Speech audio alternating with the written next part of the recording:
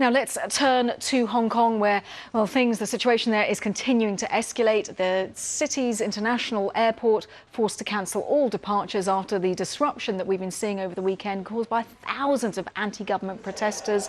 There are striking images coming from there. These are the latest. Thousands of protesters dressed in black flooding the airport's concourse. Normally this is of course one of the busiest transport hubs in the world, and what we're seeing here are protesters angry at the police who over the weekend were filmed storming enclosed railway stations and actually firing tear gas and also non-lethal ammunition at close range. This is in one of the subways. Also police beating some of the people with batons, several people including officers being hurt there.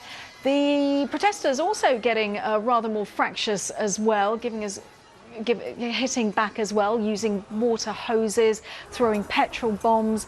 This is all taking place at another subway station.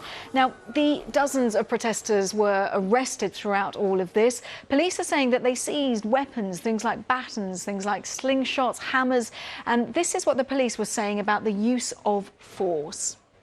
The decision to use force is then. Our officers to determine at then what level of force should be used in that occasions, and they should use the minimum level of force to achieve the operational objective.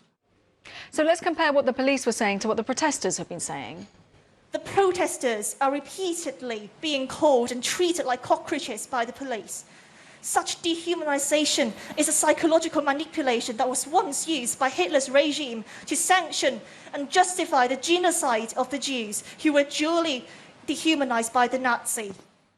So extremely strong words there from some of the demonstrators. And these mass protests, they simply show no signs of abating. After more than 2 months, they've sparked this, it was all sparked by this very controversial extradition bill that has been put on hold. And during all of this, Hong Kong police have now unveiled a water cannon.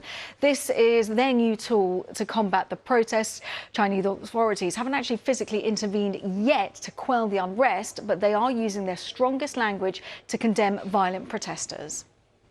Hong Kong's radical demonstrators have repeatedly used extremely dangerous tools to attack police officers.